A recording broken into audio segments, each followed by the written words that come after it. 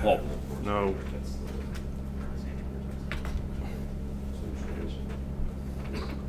As you've probably noticed, this has probably been one of the biggest open source OS2 projects ever done on OS2, with somebody working on it for years full time.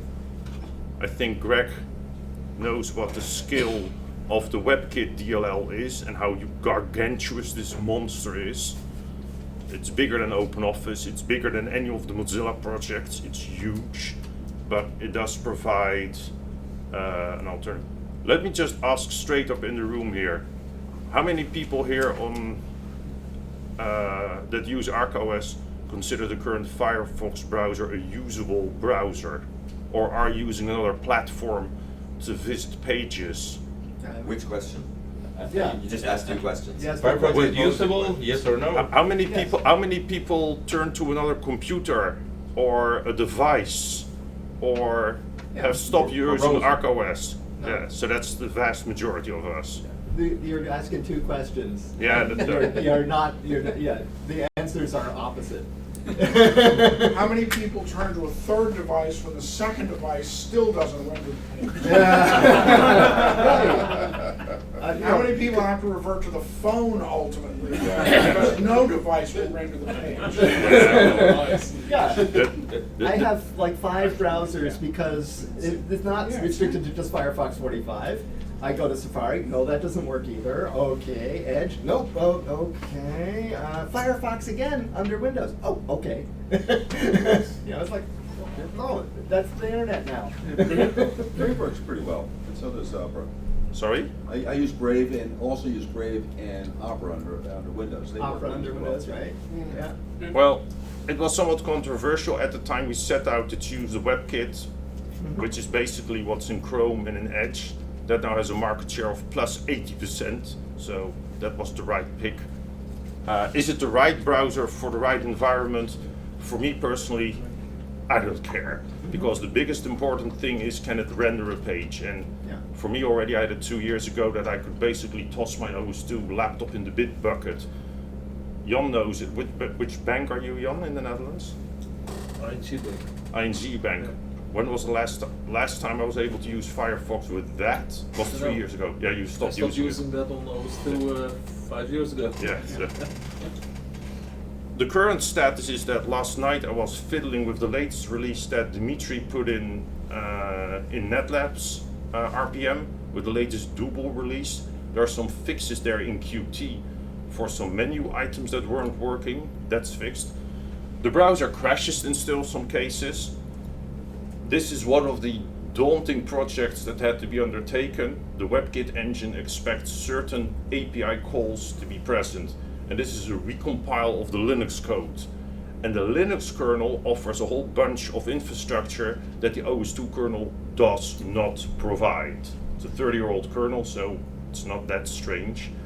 And it has to do with the shared memory structures that it needs and the special threading code. So there's a whole bunch of libc code in there that took about 2 or 3 months to write, and it's still crashing in that.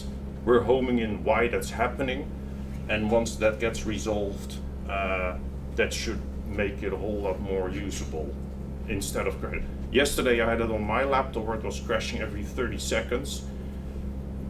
Set the virtual address limit in your configs to at least 2048. I cranked that to 2048 and all the crashes were gone. So we still need to investigate that we can get it to work with 1536. There's probably somewhere something, yes? What number was that again? 2048. There's the virtual address limit, put it in the config sys and see if that makes it run more stable. Yesterday I was able to run YouTube for 15 minutes, just zap through videos, go through the files, the audio stayed in sync, it didn't stutter, it didn't pause, and it kept going, didn't crash, so that's a good sign.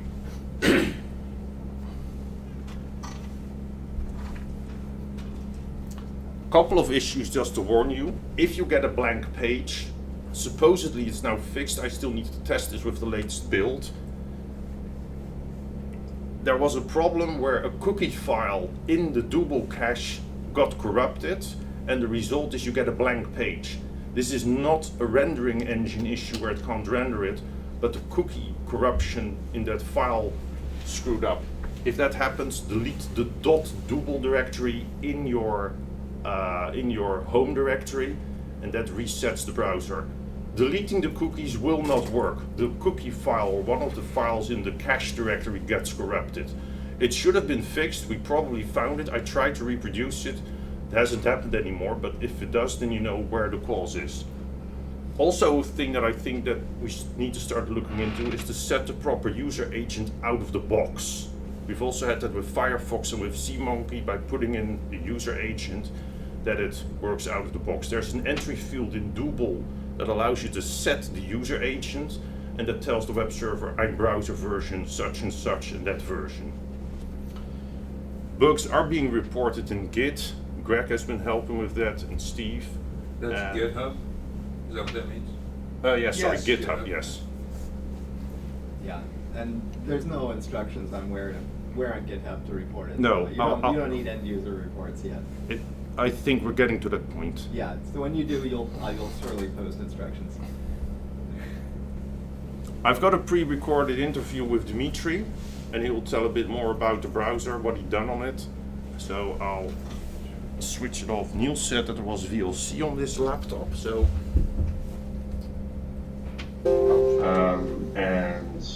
Dimitri couldn't make it to Warpstock, he's busy. So I wanted to take a short interview with him about development of what probably has become a lifelong project now, developing a replacement browser for OS2. Dmitry Kuminov works for BitWise Works from Austria, and for joining on such short-term notice.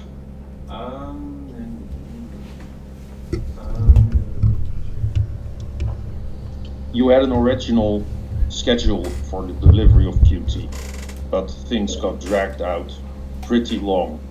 We've discussed it before, but could you give a short summary of what the primary reasons are that porting software to OS2 and how much work it has been and how big the Qt5 project is? Before I let you answer, I think it's fair to say that probably the Qt5 project is the biggest OS2 project you've ever worked on, probably, in terms of size. Yes, that's right. I think it's the biggest project in general at all. The biggest OS2 project anybody else have been doing. So yeah, well, besides, I don't know, maybe the OS2 system itself. Yeah, so this project is really huge. Because I seem to recall that the original scheduled time was about 1.5 years, but things got dragged out pretty far. Could you maybe outline a bit what the main setbacks were in the development, and also what happened recently, so that the rest of the people know that are unaware of it? Yeah, well, the main problem, of course, is that OS2 isn't actually supported by anybody out there, and including the original Qt team, of course. And so everything needs to be done basically by 1 or 2 persons, me included. But as I already mentioned, the project is really very, very huge. Hundreds of thousands of source lines and source files. So it's just really hard to do for such a small team. This is one of the reasons. And nobody besides us is doing anything within this project related to its OS2 specific problems, and so this is why it's going that slow, mainly. And there's also another reason for that. And this reason is pretty much obvious, but maybe not everybody knows about that. I had to leave my own country. I had to leave Russia in April. because of what happened there, because Russia started a real war against Ukraine, and I decided that I don't want to be any part of that in any way. So I just packed up my suitcase and basically left. And I had a few rough months on the road, on the go, and now I live in a different country. And it all required time to settle down here and to have things running more or less the way they were running before. And I didn't have a lot of time to work at all, and especially to work on OS2 because I had different priorities. These are the two reasons: the very complex project per se, and my personal issues regarding my my relocation from Russia. Yes, I think it's fair to say that you basically decided short-term notice to leave everything behind, basically. Yeah, it turned like that, like you said, and I even had to sell my own house in Russia. So I had nothing left there, and this was quite a hard step for me. So it's still taking some time to get used to that, to the fact that I don't live in Russia anymore.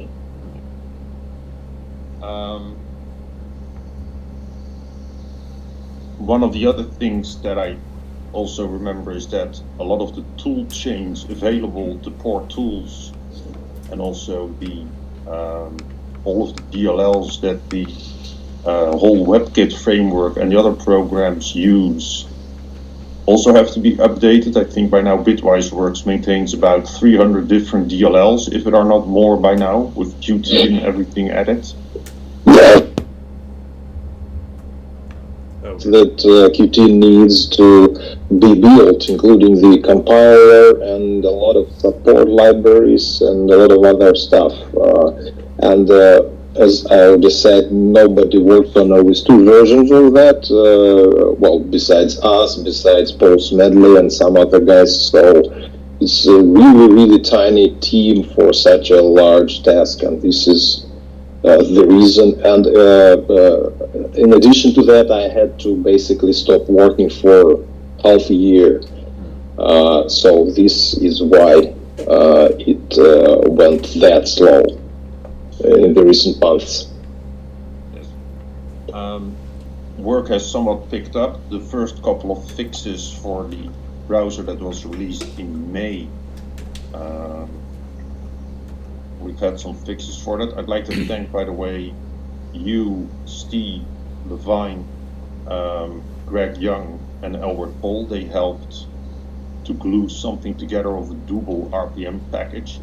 One thing that has to be said, I think this is actually also the first RPM packaged OS2 browser that's been released in the wild, so that's another small score for us. Yes, I know there are other packages in development, but they haven't been released yet, I think, for public consumption. So. Yeah. I think we had the test release of Otter as well as RPM, as far as I remember. Yeah, but since we switched to Double, we eventually released Double as a public RPM. Yes. If I get it correctly, right now, the primary focus is to iron out quirks that make the browser crash, or at least frequent crashes. Yes, we had to have some special solutions in order to overcome missing features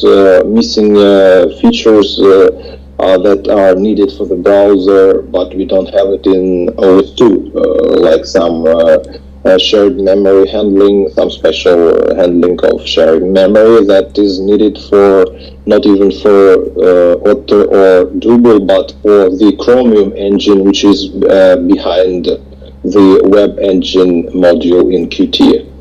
and it's a really complex piece of software, and it is targeted 64 bits since long, and we still are at 34 bits, and this is where many limitations are coming from, and they need some special workarounds and some special tricks in order to make Chromium work at all, and this is not perfect yet, and this is why it crashes sometimes, because this code needs some ironing and some aligning and some brushing up. Okay. Let's see here. There has been some discussion out in the wild about, different forums about the longevity of Qt 5.15. I understood that this is a special. Qt 6 is closed source, I understand, or is there also an exception for the WebKit engine, because Qt 5.15.13, I think it is. There's a version that is the 5 branch that still is maintained for WebKit. The thing is that, well, I don't actually know if they closed Qt 6. It's not something I'm aware of, because the last time I looked at the code a couple of months ago, it wasn't closed for open source public, so I would really be surprised if it is. But anyway, what they closed is Qt 5.15 source code after version after version 5.15.2, as far as I remember. So version 5.15.3 requires pretty much expensive subscription or something like that. So this is what they closed, and but as a special exception, because it's required by the Chromium license, they had to continue to release new versions of the web engine module, having all other modules closed. And this is what we can take and port to OS2 as well. There has been a number of updates to this module, which includes updates to the Chromium engine as well, and it could be really useful to have them on OS2, but it's a large task again, because Chromium is really huge. Yes. And even compiling it takes like 20 hours or something. Yes, well, I discussed that with Steve, and he said that the compile time also has to do something with how GCC and the W-linker process the files, I think. I think that there is a lot of time that can be saved, but it's purely the setup of the current tool chain that we have that makes it so complicated. How big is a non-debug version of the WebKit DLL? I don't remember the exact number, but it's several hundred megabytes in size, maybe 300 megabytes or 400 megabytes, something like that. It's the biggest single DLL ever created on OS2. It's a Frankenstein monster. Yeah, that's right. That's true. There were also some roadmap issues. I know that Sylvan Scherer, together with Lars Erdmann, have been working on porting a couple of DLLs from Linux that provide webcam support. I understand that if the funding is there and the browser is deemed relatively stable, that there is still the possibility that the WebKit engine could support webcams that the DLL supports. Yeah, this project is actually not that big, and it just requires some time to report these libraries and test them, and have hardware that is able to have a webcam connected and is understood by these libraries. So it's kind of a tricky combination, and Yeah, but it's not really hard task. I would put it this way. Okay. So it's more than possible. Yes. Okay. And what is your estimate to port the latest WebKit engine to OS2? How long that's going to take, when we get a stable browser out? Yeah, I'm still not back on track at my full speed. I still have some things to arrange here, and well, of course, I have some issues relating to adapting to the new place where I am right now. Well, these are just normal issues where when you change everything and you need to get used to that. So given that it's hard to give any particular estimate, but I think that porting a new version of the Chromium engine to OS2 requires like 2 or 3 weeks full time, something like that, maybe a month, because it's even really slow in compiling. So when you change something, you have to wait for quite a long time in order to see the result of your change. Yeah, so a month maybe. Okay. Okay. Well, you still have a couple of days until I am in the US, in Orlando, so maybe by that time we'll have something of a more slightly updated version of the browser. And Actually I compiled the latest version of Doodler already, and you will have it for your presentation. And there has been also a number of simple fixes in Qt itself, like the famous problem with the menus not popping up when the mouse is moved to the left. It's now fixed, and yeah, there is a chance that I will sort out some of these problems with all those workarounds we had to invent in order for Chromium to work on OS2 in the first place. But it's also quite a complex task. I need a week or two of full time to get it done completely. But if I'm lucky, yeah, maybe there will be a fix for one of the core DLLs that deal with shared memory, and which currently makes any Qt-based browser crash at some point. Because based on current research, I get the impression that a lot of the crashes have got, most of them have a common issue in common. Yes, I think 99% of these crashes are related to this problem with shared memory I'm talking about. Yes. I think it's like that. Okay.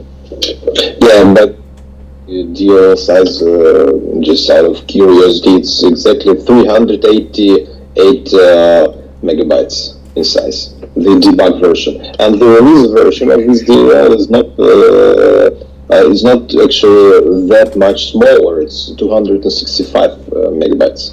Okay, yeah. Well, just as a wrap-up for people watching, I'd also like to thank Steve again. He's also been running tests on the Double browser and providing Dimitri with useful feedback and debug assistance, the usual stuff that Steve is good at.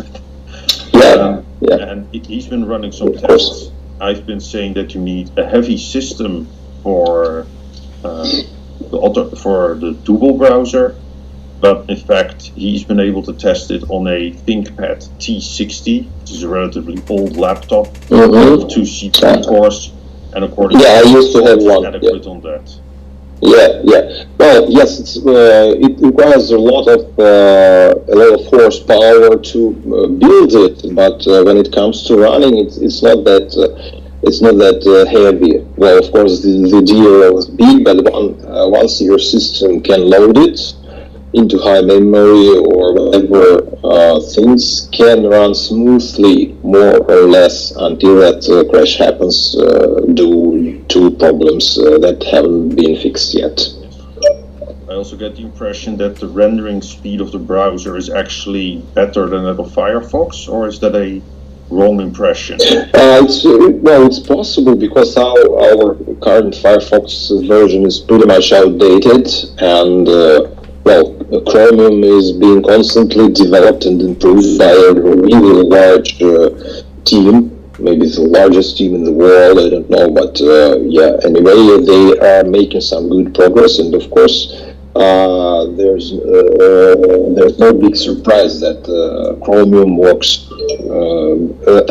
Relatively current version of Chromium works better than the really old version of Firefox. Yes.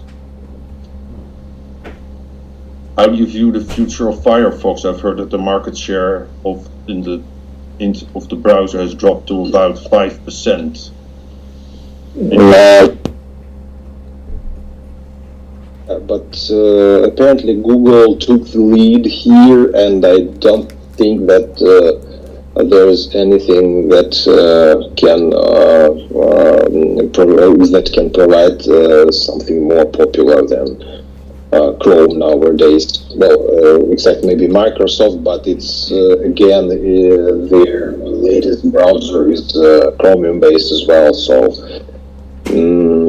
so this is how it happens when a large corporation takes it in their hands, and something really revolutionary may of course take this over from them, but nothing like that is happening right now. So I think Firefox will continue losing their market share.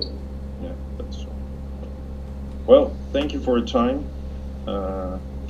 and good luck getting used to your new location, and thanks for picking up the work. Stay safe, and maybe you can come to Warpstock Europe, which I hope to organize in May next year in Frankfurt again. Thank you for your time. And it's much more easier for me to travel from the current location. So I maybe be there and see everybody in person. So good luck to everyone. It was nice to have a small chat with you guys. Goodbye. Okay, thanks Dmitry. Bye. I thought you could hear him directly explain some of the stuff that was. Anyway, I'll switch back to what I wanted to do. If you guys are interested, I have a laptop here with me with the Dual browser. If you don't have it installed, you can try it yourself. And I assume it's the new version you talked about. yeah, he released the latest Dual build yesterday, and it's also in NetLabs, and you can just go into ANPM and either click update or go to available, click Dual, and it installs all dependencies and everything. Yeah. So it's that easy. And It's in a stable repository, so. Yeah. It is in stable? Yes, it is in Okay. stable. Okay. And Good. it'll pop up on desktop or? Yes, Yeah. it puts a Dual icon on the desktop. That machine already had Yes. Dual Do you want me to switch? and Do you latest want to switch? almost everything. So if you just update Dual alone, it would be plenty. Well, actually, it said when I ran a yum update that it has already installed it. It is already installed, but I don't think the new one is. It's already on there. It's when I did a yum install. There's a network adapter to Oh, it. okay. Oh, Yeah, what there is it it on? Neil? What? You can see the star next to it, which means it was added in the last few days. So, as I said, the current build, with the rendering yesterday. the current build is in NetLabs RPM. So the benefit is now also we finally have a browser that when a new release gets out, you can actually just click on the button Yeah. and all dependent, because this one also came with more Qt DLL updates. So these all get automatically sucked in, so you get all of the latest code with the press of a button. I'd also like to thank everybody that over the last couple of years has relentlessly donated to the browser to keep it going. Go to YouTube. He couldn't make it. Yeah, try. Sorry, could we do it later? Sorry. I'd like to thank everybody who donated. It sometimes felt like cycling against the wind uphill, but I just spent $500 out of my own pocket to ship boxes from the United States with old OS2 software. I think there are a couple of people interested, so I'm probably considering taking $250 dollars of the shipping cost to recuperate that and keep the rest out of my own pocket, and the rest of the proceedings then will go forward to Dimitri to finish the browser. So I hope that in a month's time we will then move forward to a Qt-based browser. And the reason that we want to do webcam support is that I've already tested an old version of the Otter browser on an open source meeting platform that was used by the Dutch Hobby Computer Association Club. And you could actually see everybody on a webcam talking to each other. You could hear the audio, etc. Everything was working. I was just looking at that meeting, and that's what the rendering engine provides. So the only thing that was missing is a webcam input and audio, and I would have been able to talk back on OS2 and simply have a 21st century platform that can boot on modern hardware, but I can also finally use a webcam and then talk to somebody. We could have a virtual voice meeting with talking to each other and seeing each other, sharing our screen perhaps, etc. That would be a cool going between, like for example, each 3 months have a voice meeting and then share your screen on OS2 or show. It puts a whole different dimension, and we're all used to it with webcams and with a mobile phone, but we still can't do it on OS2, but that's now getting really close. Another thing, and I guess I'll just say it, yesterday Greg started working on compiling and how do you pronounce it? It's the Russian IMAP client? Trojika. He's trying to compile that. When I came to the US, I wanted to print all of my airline tickets for US Customs so that I could show that I had the paperwork was going back. Problem was, the email couldn't render properly in Thunderbird. So I had to go to a Linux box and print it there. So with Trojika client, we will have the same rendering engine for HTML. So it means that we can also have properly rendered emails. It's a real pity emails are not text-based anymore, but those days are not going to come back, whether we like it or not. So we will also soon have an alternative next, if this is going to work, but I think you'll get it sorted out. That's Mike. We'll see. And otherwise, I'll ask Dimitri to compile the missing DLL if necessary. But it already got halfway compiling it, so there has to be some way to get it going. And we also have an alternative for a mail client next to what we have today, and a modern browser that has the possibility of doing webcam meetings on other platforms. I don't know if you can get something like Zoom or Teams to work. I think Microsoft Teams actually works fully in an Edge compatible browser. Yeah. So it might be possible that if we get a new WebKit engine, you could actually take an OS2 laptop and join a Teams meeting. I can't promise it, but it might work. Are you sure he uploaded Dougal? The Dougal in here is dated 2022-4-4. What's your Yeah. platform? Is it Pentium 4 i6-86? That's weird, because I yesterday installed it, looked at the file info, and it said it was from the 5th of November. Well, that's just what the package, maybe he didn't change the package. I'll check on my laptop later. I also like to thank the other people. Paul, He can't have it. Paul Smedley has been contributing to compiling Dougal, and he's been trying to help out. Albert Paul actually came up with the Dougal browser, but in the end we will want to go back to the Otter browser because it has more browser features that people want. But our first and foremost thing to do is to get a stable browser. Stuff like saving passwords and bookmarks links are useless if the browser continuously crashes. You log into your bank, you press a button, and then 5 seconds later it goes pop and you need to log in again and again. And you don't want to have a one-armed bandit on your desktop. So once that's done, we'll switch back possibly to the Otter browser. And the other thing that we'll then get on OS2 is possibly tabbed browsing. Now what does that mean? You could simply take a tab out of the Dougal browser and you swipe it out to the desktop, drop it, and then it creates a separate executable that's running. And if the other browser then crashes, that one just keeps spinning along happily. And that's tab browsing. So then you really have a good browsing experience. Also, this shared memory code was written so that the memory consumption is somehow reduced. That's understood from Dimitri, but that's beyond my. Are there any questions? It says 1015 on the about box on the version that I just installed it. So just reinstall. So it's like 2 weeks Even old. if the dependency is apparently screwed up. Okay.